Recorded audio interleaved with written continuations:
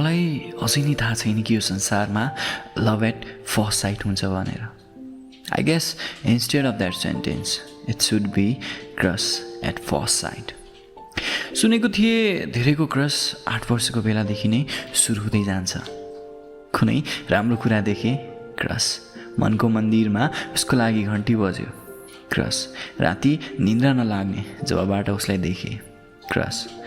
तर क्रसको क्याटेगोरी बेग्ला बेग्लै हुन्छ सायद।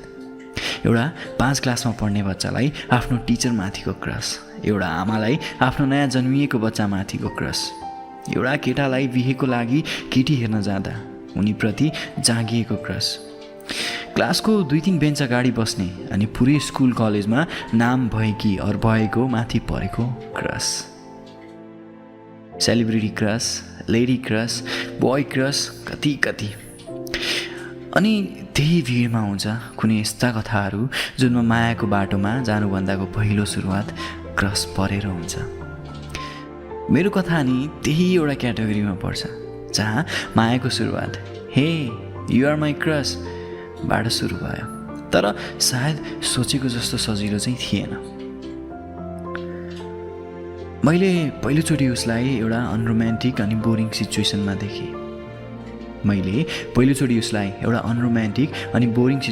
देखेँ। It was not like movies though, जहाँ हाम्रो एक्सपेक्टेसन अलिक बढी नै हुन्छ।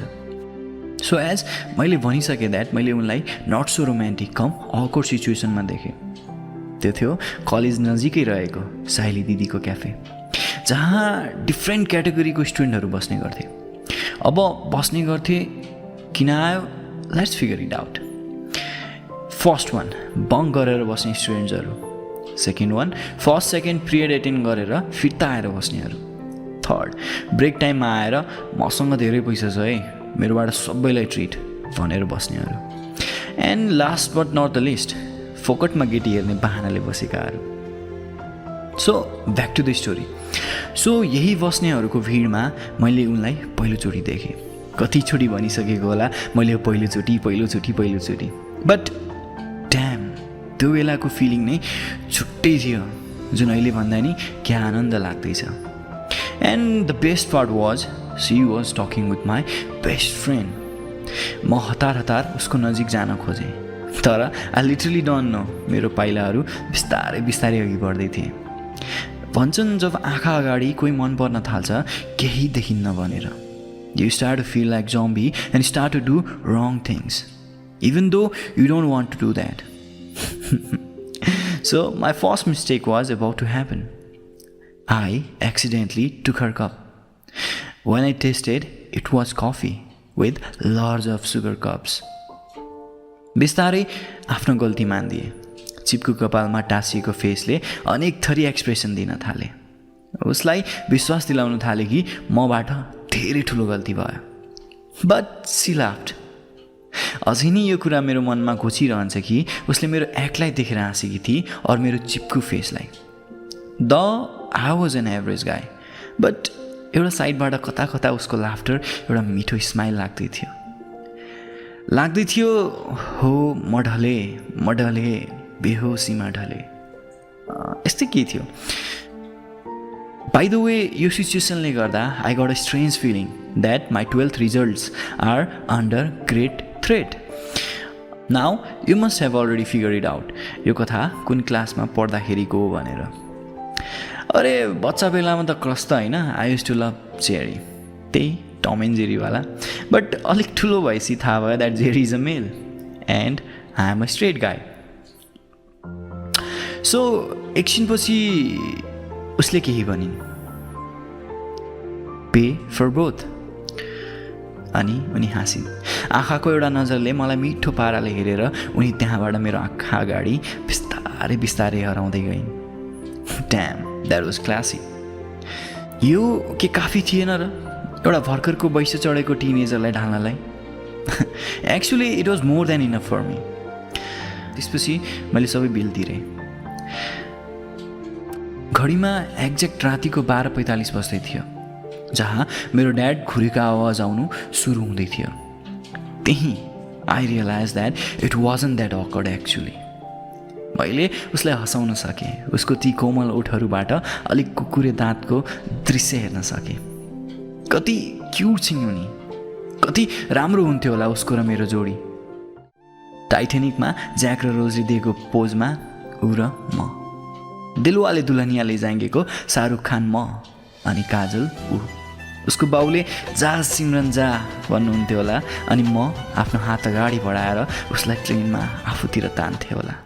उफ, यो के हुँदैछ मलाई? क्रसले त क्र्यास नै गरिहाले। For a number of days, the crush remains as just walking to and fro in front of her class, checking her out at the bus stop, trying to share a smile at the cafe, etc., etc. She was beautiful. She was beautiful not only by her looks. She was damn cute. एउटा गुलाबको पत्रदाल उसको गालामा राख्यो भने आफै चिप्लेर तल खस्थ्यो। उसले बोलिराख्दा उसको ओठभन्दा बढी उसको हातहरूले बढी कुरा गर्थे। सबै कुरामा पर्फेक्ट थिएन ऊ, बट जतिसम्मको थिइन् मेरो लागि एकदम पर्फेक्ट थिइन्। उसको आँखाको कुरा गर्दा गाजल बाहेक केही लाउने गर्थिनँ। गाजलले गर्दा होला अलिक आँखा ठुला थिए उसका, तर अनुहारको बनावटले टक्क मिलेको थियो सबै। सायद आमाले केही राम्रो खाएर नै जन्माकी होलिन्। I have never seen something as cute as her smile before. Her voice was cute. She was shorter than me. She used to wear anklets, and I don't know why I was crazy about those. And the best part was, ऊ कहिले नि कसैलाई केही कुरामा नि जज गर्थिन। दिनहरू यस्तै कट्दै थियो। एक्कासी मेरो परम मित्र श्री श्री श्री चतुरेको नभएको दिमागमा एउटा आइडिया आयो, जुन आइडियाले यो चलिरहेको कथालाई अन्तै कतै मोडिदियो। So with hours of discussions, calculation, we reached the conclusion that I have to talk to her to get this moving. Damn, this was his idea. मैले यो कुरा पहिला किन सोचेन? कति सिम्पल आइडिया। त्यसपछि मैले चतुरेलाई भने, Dude, I just understood what easier said than done actually means. I mean, bring me a bomb and I'll defuse it. That will be easier. I can pass my 12th exam. That will be easier.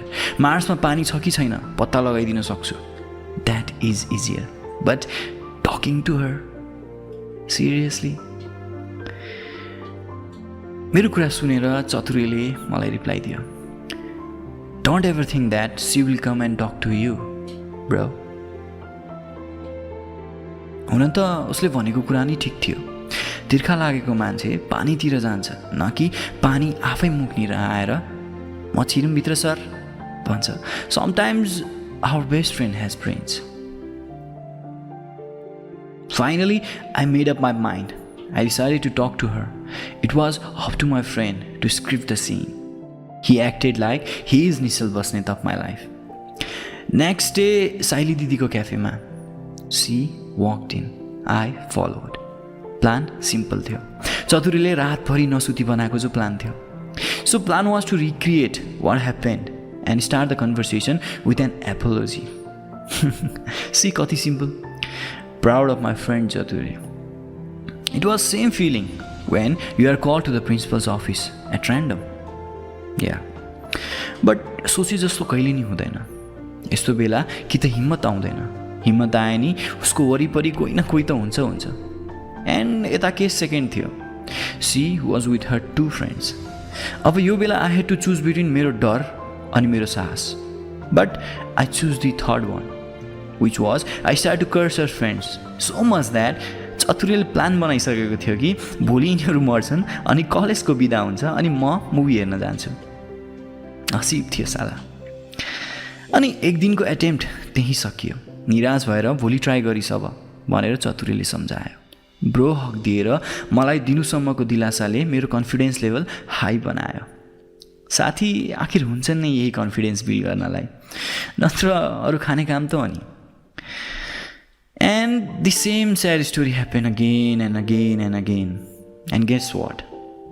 This happened the third day too. यस्तो लाग्दै थियो यो जन्ममा possible छैन उसँग कुरा गर्न। Let's quit. But एउटा आशा अझै थियो उसको साथ पाउने। अरे यार, बोल्ने ट्राई त गर्दैछु, न कि सिधै प्रपोज। कुनै दिन मलाई उसँग साँचो माया पर्यो भने उसलाई आफ्नो मनको कुरा कसरी व्यक्त गरौँला, कसरी आफ्नो बनाउने कोसिस गरौँला। धिक्कार छ मलाई आफूमा। भन्छन् नि, हार नमानुस्, जित अवश्य तपाईँको हुनेछ। एन्ड द फोर्थ डे मैले चतुरेलाई भने, हेर चतुरे, आज यदि म बोल्न सकिनँ भने एउटा एम्बुलेन्स बोलाएर राखिस्। चतुरे कन्फ्युज हुँदै सोध्न थाल्यो, एम्बुलेन्स? तँलाई एम्बुलेन्स चाहिँ किन चाहियो? मैले उसको उत्तर दिएँ, हेर, आज त्यसको साथीहरू घाइते हुन्छन् होला। त्यसपछि मैले आफ्नो पाइलाहरू बिस्तारै बिस्तारै अगाडि सारेँ। And for the devil's sake, the same happen then too. I just lost the control. Frustrate हुन थालेँ। I was a short tempered guy. यस्तो रिस उठ्यो कि केही नसोची उसको नजिक रिसाएर अनि कराउँदै भने, are you 3 triple eights or what? I only realized what I am doing when I heard my friend calling out my name. Now I know this was awkward. Each and everyone in the cafe was looking at me. Even नचिनेकाहरू नि पिड्दियो कि क्या हो भन्ने फेसले घुर्दै थिए. And there she was. Her face looked angry. I felt hotter than the burning gas stove. Then I just took a breath. आँखा बन्द गरेर भगवानलाई सम्झे अनि जोरले कराएर भने, चतुरे भाग यहाँबाट। अनि केही टाढा पुगेपछि चतुरीले मलाई जिस्काउँदै भन्यो, ओए एम्बुलेन्स बोलाम कि नै भन् त। And by that day I thought the crush was gone. The next day चतुरीको लागि यो सब रमाइलो कथा थियो भने I was really depressed. I didn't give my face to anyone, skipped my lunch, even didn't talk to anyone. After 2-3 days, it was for my surprise that she came to me after the class. मैले डरले उसको फेसमा हेर्न सकिनँ, but with her mild smile, she asked, अस्ति के भएको थियो तिमीलाई? I replied, I'm sorry. Was just trying to talk to you. I thought I have a crush on you. I'm really sorry. मैले केही नलुकाई सबै कुरा भनिदिएँ. Crush? Over me? Really? सायद उसलाई लाग्दै थियो म मजाक गर्दै थिएँ. मैले उसलाई भने, त्यही हो. But she replied with, छोडो यो कुरा. Don't worry, it's all okay. तर के म तिम्रो साथी बन्न सक्छु? अनि तिमीलाई कफीको लागि सोध्न सक्छु सधैँलाई? And this time I will pay, है त? उसले यति भन्दै मेरो मनमा उप्रतिको रिस्पेक्ट झन् बढाइदियो. Then after we went to the cafe, she bought a coffee and I bought a tea and we exchanged our cups. मैले एउटा राम्रो साथी पाएको थिएँ. Even when some corner of my heart kept saying that she is more than a friend, I stayed just as her friend because I never wanted to risk our friendship. त्यसपछिबाट हाम्रो बढी समय साइली दिदीको क्याफेमा बित्न थाल्यो. उसको मिठा गफ अनि चियासँगको पफ झन् बढ्न थाल्यो. अब चतुरीभन्दा बढी म उसँग हुन्थेँ. कलेजभरि हामी दुवै बिचको मित्रताभन्दा बढी मायाको हल्ला चलिसकेको थियो. कतिको भाउजू बनिसकेकी थिइन् उनी अनि म मनमा नै खुसी थिएँ. साँचो कुरा थाहा भयो नि झुटो खुसीमा आफ्नो दुनियाँमा उसँग रमाउँदै थिएँ. She was like an angel. She understood me when the world doesn't. She listened to me without judging. I could say her things which I thought I will never share with any. She actually did some magic to me. and I wondered what would have I done without her. We became best friends. Not talking to each other was a hard task for us. We used to fight too, sometimes every day, but a sorry could end it all at once. मेरो कहिलेकाहीँ class bunk गर्ने बानी पनि एकदमै बन्द भयो. उसको लागि भए पनि इन्टरभल हुने बित्तिकै उसको क्लास अगाडि जहिले उसलाई वेट गर्न थाले. त्यो बेला अहिलेको जस्तो स्मार्टफोन त थिएन, तर पनि ल्यान्डलाइनमा हामी घन्टौँ कुरा गर्न थाल्यौँ. कलेजको कुराहरू त हुन्थे, तर त्योभन्दा बढी नाना थरी कुराहरूले हाम्रो कुराहरू लम्बिने गर्थे. उसको र मेरो सम्बन्ध झन् गाढा हुन थाल्यो. मेरो रिस्पेक्ट अनि माया उसको लागि बढ्न थाल्यो. उसको लागि म केवल साथी भए पनि मेरो लागि ऊ मेरो जिन्दगी थिए. बिस्तारै समयहरूको खुट्टा अघि बढ्न थाले. हामी एकदमै रमाइलो गर्न थाले. मेरो बर्थडे आउँदा उसले मलाई ब्लू कलरको सर्ट दियो. Blue was her favourite colour. माया पिरतीको कुरा म च्यास्स चुस्स निकाल्ने गर्थेँ, तर ऊ भने सधैँ त्यो कुरालाई इग्नोर गर्थे. तर मलाई थाहा थियो ऊ अलग छे, सबैभन्दा अलग. कुनै समय म आफूलाई रोक्न सक्थेन. And my heart tends to something about friendship at that time, but my mind couldn't control it. I wish I could have her for a lifetime, at least as a friend. It all went fine until the last day before the Dasai vacation. It was raining heavily. It was so cold too. मैले छाता लिएर आएको थिएन. सायद आज भगवानले नि एउटा चान्स दिँदै थियो आफ्नो माया उसको सामुन्ने अघि राख्न. उसले छाता लिएर आकिरहेछ अनि हामी दुवै एउटा छातामा अगाडि हिँड्न थाल्यौँ. माहौल शान्त थियो.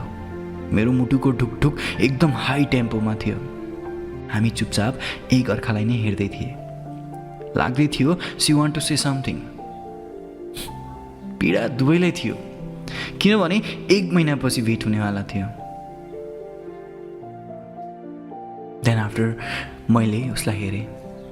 I feel like she looked extra cute that day. अनि त्यही खुसीको माहौलमा मैले उसलाई भने, आज तिमी हिजो अस्तिभन्दा बढी क्युट देखिँदैछौ सुप्रिया. And she blushed. मैले फेरि सोधेँ, will you miss me? And she replied, I will miss you very, very, very, very much. एक्कासी some strange feelings crawled up my mind. मेरो दिमाग काम गर्न बन्द भयो. यस्तो लाग्यो कसैले मलाई फोर्स गर्दैछ उसलाई आफ्नो मनको कुरा पोख्न. उसलाई सबै कुरा भन्न कि कति स्पेसल छौ मेरो लागि. I got a strange courage too.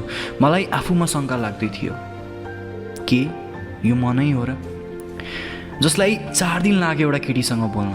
Now I want to express everything. Can I do that? It felt like my heart is going to blast away. It beated that much. तर बारम्बार मलाई भन्दै आवाजले सताउँदै थियो. And मैले केही नसोची I dropped the umbrella, took a breath and kissed her. एकछिन वातावरण शान्त भयो. उसको आँखामा आँसु अनि रिस थियो. माया मैले चाहिँ देखिनँ. एक्कासी मेरो गालामा एउटा जोरको झड्कन पर्यो. She slapped me and walked away in the rain. And I just realized that it isn't a crush anymore. It is now a love. 1 month I couldn't eat, sleep, walk, talk, stand, sit, smile. एउटा second वर्षौँ जस्तो लाग्दै थियो. But strange thing was that I never had a regret feeling. केवल एउटा मात्र डर थियो, डर उसलाई गुमाउनेको. And now I waited for the college to reopen like a girl waiting to eat pani puri. And after the college rejoining, मैले plan बनाए to apologize her. And I was sure that with an enchanting, she would forgive me. But the sad thing was that for me, she is not just a friend anymore. She was my everything. I never realized even after becoming hers. मलाई उबाट टाढा जाने मन थिएन. And on the college reopening day हतार हतार म उसको क्लासतिर भागेँ। मेरो आँखा उसलाई नै खोज्दै थिए, but her eyes refuse to meet me. मेरो आँखा उसलाई नै खोज्दै थिए, but her eyes refuse to meet mine. Actually, I was there to say, I'm sorry, but ended up saying, I love you. We never talked after that. याद धेरै आउन थाले, but I have to consider my exams too. बीच बीचमा उसको याद नआओस् भनेर मैले के गरिनँ, तर यो मुटुलाई मैले नि सम्झाउन सकिनँ। Finally, the exam was over, and after that, it was the big farewell day. It is actually a grand celebration. Lots of hugs and tears. टी-सर्टमा लर्ड्स अफ लभदेखि के कुरा लेख्ने, अब हामीहरू कहिले भेट्ने जस्ता कुराहरूले फेयरवेललाई अझै इमोसनल बनाउँथ्यो। तर मेरो अब लाइफमा न पहिला जस्तो कोही चतुरे साथी थियो, न त सुप्रिया। आउने मन त थिएन, तर पनि उसको एउटा झल्को पाउनलाई मैले आफूलाई यता आउन मनाएँ। जिन्दगीभर साथ त हुन सक्दिनँ होला अब, तर केही समयको लागि आफ्नो आँखाको सन्दुकमा उसलाई बन्द गरेर टाढा लग्नेछु। न उसको सामुने आउनेछु, न उसलाई भन्नेछु, I missed you so much. ऊ मेरो अगाडि थिए, आज नि त्यत्तिकै सुन्दर, सायद आमाको सारी लाएर होला। पुरै भिड उसलाई नै हेर्दै थियो, अनि म कुनामा एउटा लवारिस जस्तै उसलाई अरूले जस्तै हेर्दै थिएँ। तर मेरो नजर उसको क्युटनेस अनि उसको निर्दोष अनुहारमा थियो। कता कता यस्तो नि लाग्दै थियो गएर उसँग एकचोटि फेरि सरी भनौँ, जे भयो जस्तो भयो सबै एन्ड गरिदिउँ। जुन गल्तीले आज म ऊबाट टाढा भएको छु सबै बिर्सेर फेरि सुरुवातदेखि सुरु गरौँ। तर हिम्मत आएन।